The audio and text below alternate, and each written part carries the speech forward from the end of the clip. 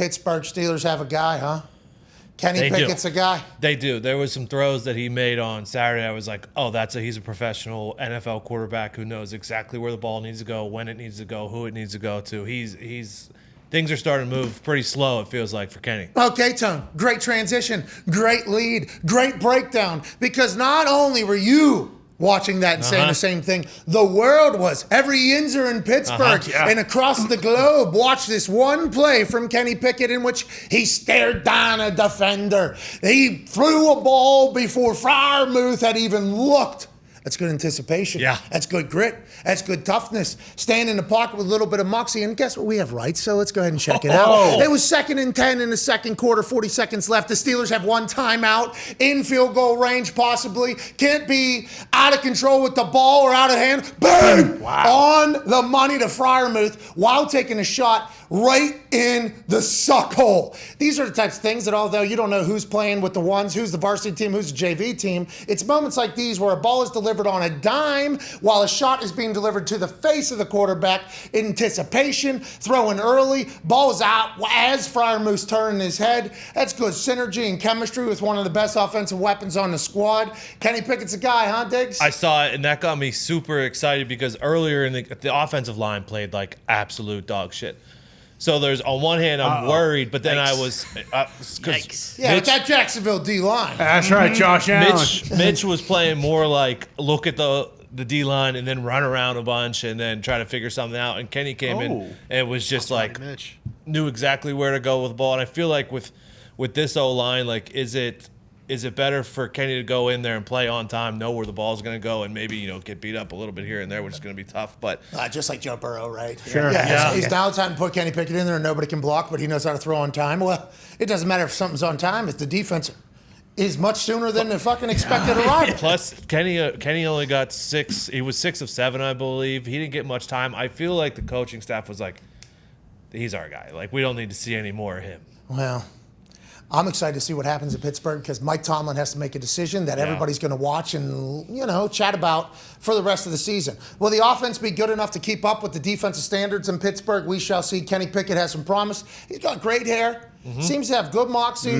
He's very confident, knows the city of Pittsburgh already. Got a pass from the city of Pittsburgh because he went to the University of Pittsburgh. Not that he's from there, by the way. Some people were saying, this dude's Pittsburgh through and through, and I think a lot of Yinzers see him as the case. He's from New Jersey, so similar grade, I think. Sure. I'm a big fan of Kenny Pickett. Me too. I am a big fan of his. The gloves was obviously a big talking point going into the year and going into his NFL career. But, Kurt Warner, did he fucking do anything? Yeah, I think so. He's a Hall of Fame. Won MVP. Peyton Manning fucking doing anything? Hey, he's a pretty good quarterback. Ben Roethlisberger doing anything? Pretty good. Teddy Two Gloves? He's a stud. Almost won MVP. At one point? Yeah. This is not like unprecedented, and people have had a lot of success, but will it come back to bite him in the ass? When that pocket is collapsing because the offensive line stinks, he gets a batch. Oh, there's a little bit of drop of water on that glove. And that glove now all of a sudden slick instead of stick, and then it's a problem in there. Is that going to come back and bite him in the ass whenever it matters? Who knows? We'll see. Could that happen to anybody?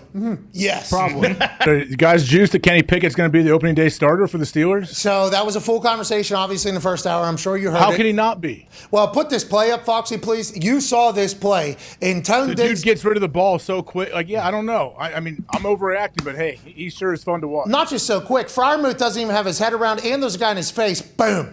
Right on target. And that's a play that will go against any any defense, not just a preseason defense. Right, AJ Hawk? Oh, yeah. That's a play that whoever's in there, like they still had pressure on him. He still had to anticipate, throw the ball early. It doesn't matter who's in there. The defense played well. Here you can see the guy right down his suck hole. Yeah. Now we got to reading the linebacker like 54. If he reads his shoulders, he can see okay, this dude Freiermuth's going to bend it right behind him. He's already going the other direction. He can't pivot and get back into the throwing lane. Kenny, athletic. Remember, he changed the fake slide rule in college because of what he was able to accomplish. So instead of skirting out of the pocket, right, which a lot of young guys potentially do with somebody in his face, he sat in there, made the read, made the throw with 40 seconds left. That's 2-minute drill too. They only have one timeout left, 40 seconds left in the second quarter. They have to move. They're in outside inside field goal range, but definitely getting in there. Run down. I assume they clock this, get off a couple more plays, and score some points. Yeah. Score a touchdown. Yeah, it's smart football. Carson Wentz had a situation this past weekend for the Commanders. Third down on 35, takes a 6-yard snap. They got a punt. Instead of a field goal. Carl Aftis just making a play, though. I agree. What's his name?